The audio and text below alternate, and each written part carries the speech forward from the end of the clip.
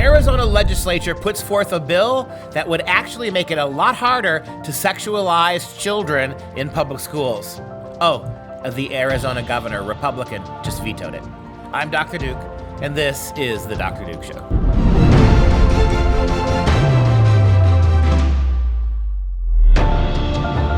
Hello, everyone, and welcome to The Dr. Duke Show, the only program that keeps you educated on the craziness impacting K-12 classrooms and college campuses around the world. Before we start, I want to remind our audience that we're not just about bringing you the problems in education, but also providing solutions. Our Judeo-Christian online classical school is now enrolling students for fall. Unlike public schools that went virtual this year, FPA has been perfecting the live classroom experience for people online for over a decade. I encourage everyone to please request a free information packet at freedomforschool.com. That's freedomforschool.com. Students can enroll full-time in our school. We do all the grading, all the assigning. Again, freedomforschool.com to get more information and take back control of your kids' education. Joined now by Alex Newman, our international correspondent. Alex, thanks for joining us today. We've got a great story today that turned sour, not surprisingly. In Arizona, they put together the legislature a bill that would make it much harder, if not impossible, for educators to sexualize our children at the youngest ages. And we learned literally as we go on the air right now that the Arizona governor predictably vetoed it. Talk about the story first. Yeah, and it just proves our point, right? I actually concluded the article by saying, hey, this is not a measure that's going to make it safe to send your children to a government indoctrination center. And sure enough, we were once again proven correct. But so what this bill does, it was framed as a parental rights bill. It makes it illegal. It would have made it illegal to sexualize children under 5th grade. So, if your kids are, 12 and under, the government could not be teaching them about sex things. It also had an opt-in provision when they want to promote homosexuality and transgenderism. So the parents would have to sign a permission slip saying that it was okay for the teachers to peddle the LGBT agenda onto their kids. And then finally, one more provision would have made it possible for parents to obtain the curricula, the materials that are being used from whatever school district if they wanted to inspect them before letting their children be exposed to this. So even that was too controversial. The hysterics from the LGBT crowd and their lackeys in the legislature and in the media, you'd think the sky was falling. But now, of course, Governor Ducey, the puppet in Arizona, the rhino governor there, has saved the day for the sexualization and indoctrination of children.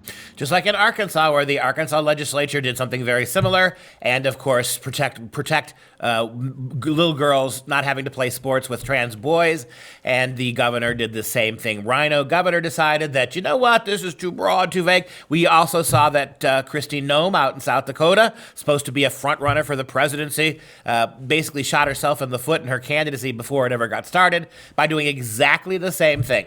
This is too broad, this is too vague. And, the sad thing is that there's nothing too broad and there's nothing too vague for Democrat governors. There's nothing too out there, nothing too progressive, nothing too shockingly left-wing that a Democrat governor won't rubber stamp. Meanwhile, you've got these so-called Republicans and like the Supreme Court. You wonder, do we actually have really conservative people anywhere in government? Unfortunately, there's very few of them. They are an endangered species. And you're right. They talk about, the Governor Ducey talked about this is overly broad and vague. What's overly broad and vague is the authority of these government functionaries to sexualize little children, to promote homosexuality and transgenderism, which just up until a few years ago, everybody would have recognized that you shouldn't promote homosexuality and transgenderism to children. In fact, states had laws against that. And so now we have this overly broad, extremely vague authority where government schools can basically do whatever they feel like it, and yet even a small, minor, insignificant effort to rein in that abuse of children is now being blocked by fake Republicans, by rhino Republicans. It's a sad day for Arizona, but it just proves what we've been saying all along, Duke. These are not safe institutions to put your children in. You've got to get them out if you want to protect them. Well, we all knew that even if this bill had passed in Arizona, there would have been a monumental fight. I'm pretty sure that the NCAA, the NCAA, and other left-wing organizations, Hollywood, would have protested the state of Arizona, and we were very likely to see what happened in North Carolina 2 or 3 years ago, where after all that pressure, the state just relents. So the question is this, and I think you said it right at the end there, Alex. Even if this had passed, it would not have stopped really in a major sense what was going on. It may have slowed it down. It would have put some brakes on what they were doing. But you made it very clear. The public schools are no place for your kids. So what does it take now when you see what's happening? We've tried this legislatively. You and I gave talks all across the country. I testified before 22, 23 state legislatures. Nothing. We didn't win a single battle legally. We have not won a single battle in terms of educationally. All we have to do now is to appeal to parents' a sense of what their future of their kids is going to be. And some of them are responding, others aren't. Yeah, and we've been doing this for 50 years, Duke. Parents and Christians and conservatives and just common sense people have been fighting these battles for 50 years. And I've said it 1,000 times. I'll say it 1,000 more. You might as well go bang your head against the wall. You will get nowhere with this. In fact, it was the former superintendent of public instruction who made us aware of this story for the state of Arizona, Diane Douglas, who serves on the board of our organization, Public School Exit. She's the one who sent this to us, but she said in her email, even if this passes, they're going to keep doing it, guys. You got to get your kids out. After the break, let's strategize a little bit for parents about how what few options they have and how they can maximize them.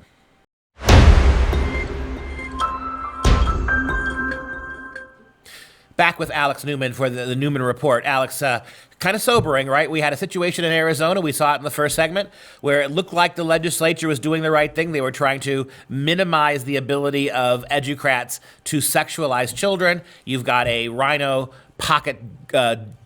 fake little pocket governor who did what the governor of Arkansas did what Kristi Noem did in South Dakota, and basically vetoed it because it was too vague. And you said in the first segment, what's really too vague is all of these outside organizations, the Planned Parenthoods of the world, having this kind of control of our kids' sexuality in fourth, fifth, sixth, and seventh years. Nevertheless, rhino republicanism strikes again. So let's take this segment to talk directly to parents. What can they do? Make the case why you got to get them out, and let's make the case why it's not going to be as hard to do so as you think. Well, I think for parents, the option really should be very clear now. You have two options. Lose your children and have them indoctrinated to hate you and to hate God and to hate America and to hate liberty and to hate everything you hold dear. Have them sexualized where they're going to be learning perversion when they're in kindergarten, first grade, second grade. They'll have drag queen story hours. They'll learn all about how they might have been born in the wrong body. And if you just fill yourself with transgender hormones and puberty blockers and you go mutilate yourself, you're going to be a happier person.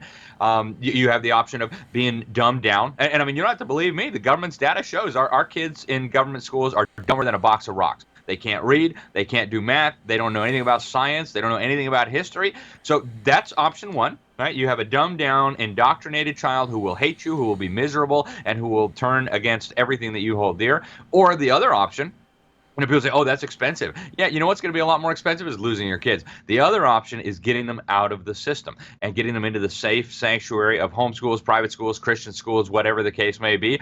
You and I, Duke, both are affiliated with the FreedomProject Academy. That's one option for parents who don't want the whole burden for themselves, the homeschooling. There are local Christian schools that are doing great work all across the United States. And, of course, homeschooling is, in my opinion, the gold standard. You have now a doubling of the homeschool population just over the last year because of COVID. You have the data showing that homeschool children outperform government school victims on every single metric. They're smarter, they're happier, they're more likely to be involved, they're more tolerant even, right? All the things that the left claims to care about, they're far better educated. They do way better on the government's own test. They're better socialized. So, for me, the options are pretty clear. Oh, but I have to sell my brand new fancy car and I have to sell my vacation home. All right, well, if those things are worth more to you than your kids, you'll get what you deserve. It's that simple. It is kind of tragic. I asked this question. If you are growing up kids, if you are a parent and you have children and they're well-fed and they're well-socialized, they have cell phones and leather tennis shoes and they play soccer and they have a nice wardrobe in the closet. If you're doing all those things for your kids, but you are not giving them an education that makes them literate, that makes them able to read and write on their own, that does not give them opportunities in potential STEM careers, are they really your kids?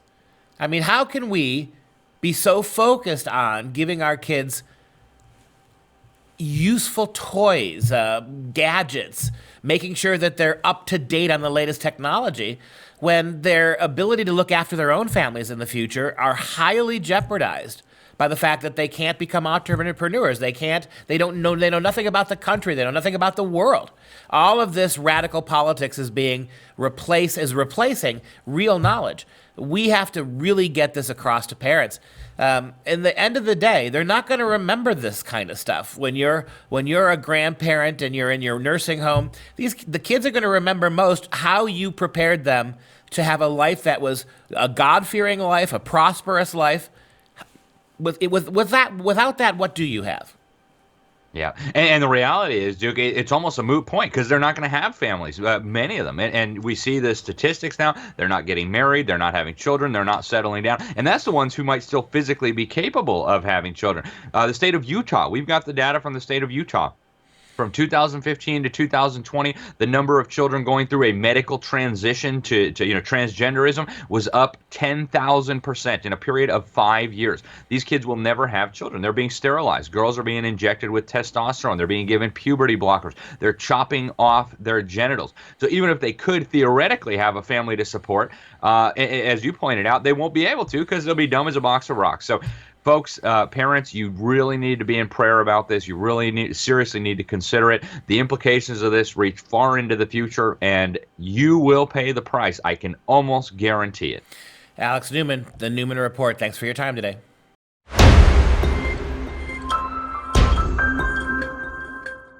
Joined now by Tina Griffin, the counterculture mom, for our weekly segment. Counterculture Mommy, how are you doing? I'm doing really good. I'm feeling pretty much like a mom, even though I was gone for half the week. So it was daddy and mommy for my husband Luke this last week. I was MIA. Wow. You using your feminine privilege to make your poor husband have to do all the parenting. That's about it. I was hiding in a woods. This sounds really sketchy. With 4 other women doing a pop culture purge book. We have about 12 or 13 authors that are exposing what's going on with Hollywood, which we're obviously doing today as well. So yeah, MIA. Well, let's talk about what's going on in the culture today. We've got JoJo Siwa, and that's her looking over your shoulder. There she is, and that's her looking over your shoulder with her boa. This is what we would call an influencer. This is what we would call somebody who has so many followers, she's become an influencer of the next generation. Talk to me about her. Absolutely. There's so much stats here. I got to make sure I don't miss something. Almost any kid, tween, or teen girl knows who Siwa is.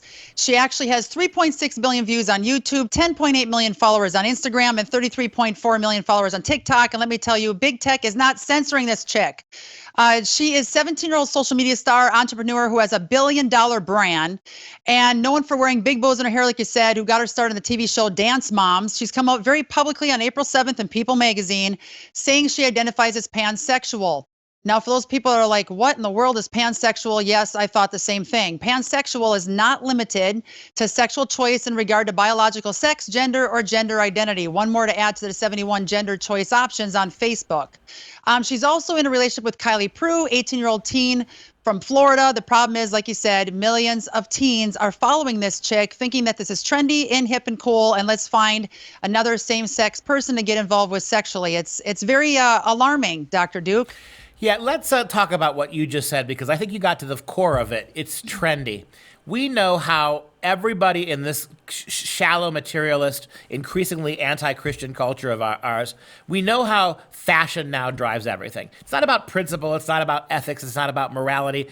Our kids are not educated to the point that they can actually think through the consequences of what they believe. Literally, we are at the point in this culture where what's trendy is what's right. Doesn't matter what the consequences of that. Moral considerations don't enter into this. That which is trendy is that which is now good. I would even go so far as to say that which is trendy is that which is the new religion. And so what you have to be accepted into the cool camp, you have to be a pansexual. I mean, by that means there's nothing sexual you can resist. Because if you're resisting something sexual, then you are not being inclusive. So the trick to this game is these aren't even people who are convicted. When you mentioned the word pansexual, right? It's not even possible. A pansexual, the word pan comes from the Greek root, right? It means all. Somebody attracted sexually to everything that's just not true. It's a lie. And in an interview, here's my concern. She says, I think it's really cool that kids all around the world who look up to me can now see that loving who you want to love is totally awesome. And they're watching and hearing everything she says about being a part of the LGBTQ lifestyle. The consequences aren't revealed, which is what you just said. She says, I think this is the first time I felt so personally happy. Happy is overused. Now, here are the consequences. She's getting tons of media attention, praised because of her gay relationship and how happy it makes her. But we rarely hear about the statistics, and that the media gushes over the opposite, the relationship, and not the statistics, which they have a responsibility to do that. I took broadcasting classes and got a BA in film and television broadcasting from Cal State University, Los Angeles. I was just talking with one of the people that is talking about the mainstream media brainwashing chapter of the book that we're working on right now, who's been in mainstream media for 2 decades. And she said, Tina, we went to college. I said, yep. And we learned about those laws that literally said, if you lie about the information you're promoting through media and you're harming a child in the process, which majority of this stuff is, you could be sued and thrown in prison. The problem is these laws are being broken. No one's doing anything about it. This is a cult that has no morality. What makes it so cultish is you become pansexual, you become transgendered, you become anything but what you are, right? This is, like I said, this is the new fad. And what do I mean when I say it's cultic? I mean, it strips any rational decision-making, any limiting arguments, any boundaries. This is, you're offering little kids radical freedom. What kid won't take it? What kid won't think that your mom and dad is oppressive when you look at how what's being offered to you is the world? You are whatever you say you are. You, at any age, you can have these rewarding pansexual relationships. It really does. There's nothing more to say about this. And before we transition away from today, we would be remiss, Tina, if we didn't warn people about what TikTok's doing and to pay very close attention to April 24th. What's going on?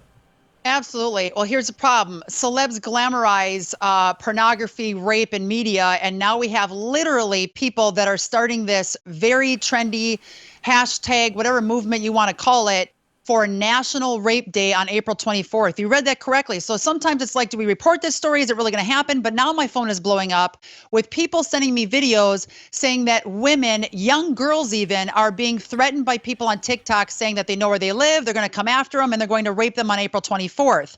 Now, here's what's nuts. TikTok has asked users to report any kind of sharing of the content from these posts, but as of now, they have not banned any accounts of the people initiating or saying that they're actually going to partake in the National Rape Day. Are you nuts? Big tech censorship on getting the truth out there, no big deal. They'll nail them and they'll take their pages down. But people that are literally blatantly saying on their profiles and on their TikTok accounts, we're going to go after women on the 24th of April, nothing's being done. It should be that person thrown behind bars and TikTok as a whole for not blocking these people. You know as well as I do that if this was Rape for Trump Day, they'd all Absolutely. be already canceled. And so they're very selective. And I got to ask before we go, I want to thank you for warning us about this. Moms and dads, pay close attention to your kids on April 24th. Make sure they're safe and keep them away from this filth. In a moment, I'm going to give you a chance to tell people where they can find your information, Tina, and how they can download your app. I would ask this kind of somewhat rhetorical question.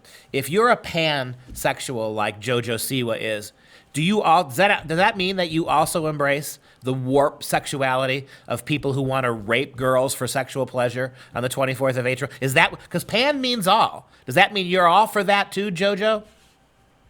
That's you are so right on, and it's a very hypocritical foundation of what's being built and what is being promoted out of Hollywood. They'll say one thing and yet not honor the opposite story of people that don't want to rape other women, the people that want to protect young girls from this junk.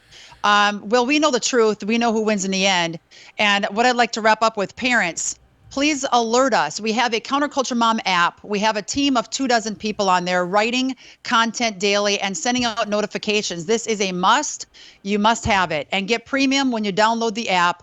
We blast out notifications on pop culture alerts, trending news stories, and we also have an Inform Us section. That's how we found out about National Rape Day. The second it was said, parent noticed it, or actually a teen notified us through the app, through the Inform Us section. We were alerted to it and started blasting it out to the masses that have our network and get our updates. So download that app, be a part of the army that is growing majorly quickly because of the issues we have. We can fight back. Let's protect our kids. Dr. Duke, it's an honor every week to be doing this with you.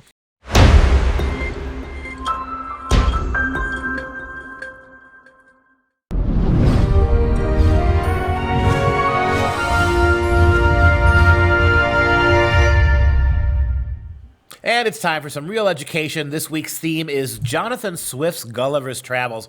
What a wonderful book. It's a book that used to be read all the time in, if not high school, certainly in college. A book that really opens and broadens our perspectives. Jonathan Swift creates a fictional character, Lemuel Gulliver, who travels to 4 different parts of the world that no one has discovered yet. He finds himself in 4 different places. He, as the first Westerner, the first otherwise civilized individual to visit these cultures. And by exposing himself to the differences in these cultures, he broadens his understanding. He recognizes how perspective changes everything. As you may recall, his first visit is to the land of Lilliput, where he's a giant and they're all tiny. His next visit is to the land of giants, where he's the Lilliputian. And it's just beautiful stuff in terms of how much the change in perspective shows us about the weaknesses and the strengths of our own culture. So if you take a look at this quote from Gulliver's Travels, ingratitude is amongst them a capital crime, as we read it to have been in some other countries. For they reason this way, that whoever makes ill returns to his benefactor must needs be a common enemy to the rest of mankind, from where he has received no obligations, and therefore such a man is not fit to live. Think about what's happening in your country today. The protests, the nonsense, the skewing of history, the lying about the legacy of America, the reducing the freest, greatest, most liberty-based country in the history of the world, reducing it nothing more to a land of racism and sexism and bigotry. I would argue that all of these left-wing protesters are exactly what Swift was talking about. This kind of ingratitude. The country that gave you everything. The country that allowed Bill Gates and Jeff Bezos and all these tech idiots, Dorsey at Twitter, Zuckerberg at Facebook, that allowed them to become billionaires. All that opportunity. And what do? They return nothing but ingratitude. They censor, they shut down, they lie, they manipulate, they obfuscate the history of this country in the name of radical transformation of this country. If they have their way, no one else will have the benefits of freedom and free markets that they parlayed into billion-dollar lifestyles. Gulliver is exactly right. Maybe the one, because we're not allowed to talk about treason anymore unless it's Trump supporters kind of storming a Capitol at one point. That's the only, apparently in the last 100 years, that's the only example of sedition. Well, if we can't use the word treason, how about making ingratitude? This kind of colossal ingratitude against the country that gave you everything, that you now lie and smear. Maybe that should be the new treason. If orange is the new black, maybe let's do that. Ingratitude is the new treason, and make it capital punishment for all of these huge anti-American leftist billionaires who have nothing good to say about the country, who gave them the world on a platter. All right, just a quick reminder to please download our brand new Freedom Project Media app. You'll get access to 18 new shows every week. Plus, our entire library of content is yours at your fingertips. Simply search Freedom Project in your app store. And if you're a fan of the show, do also please consider a one-time tax-deductible donation to support our Patriot Club, and we'll send you our signature tumbler. Visit patriotclub.us.